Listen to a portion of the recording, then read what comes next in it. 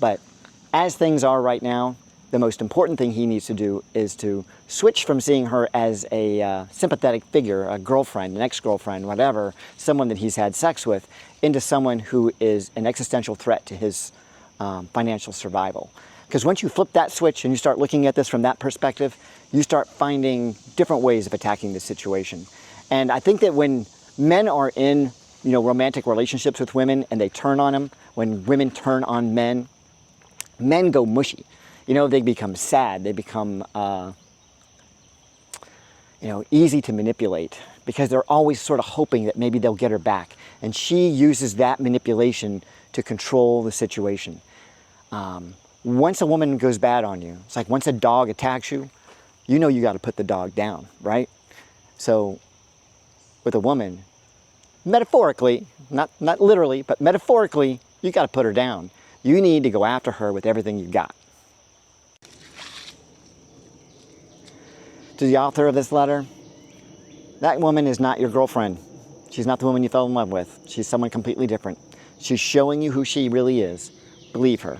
Do not hold, in the back of your mind the thought that somehow this is all going to be okay. It's not. This relationship is dead. Do not try to revive it.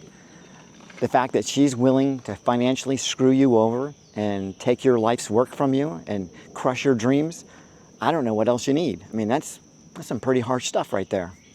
Yeah, this is over. Don't let her back into your life. For the rest of you guys, that's why at the end of all my videos, I decided to go back to the tagline, stay single. Hopefully, this is a cautionary tale for you guys. And you can see that just because you love her in this moment doesn't mean anything about the future.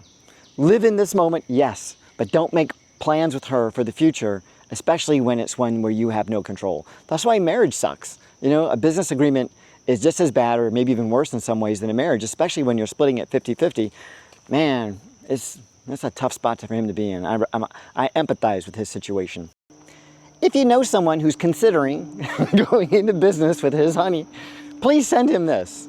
Please send him this. You will save him tons of money, tons of heartache, and hopefully, if nothing else, he'll have the wisdom to have an ironclad legal agreement that deals with all the potential, problems that this relationship could manifest.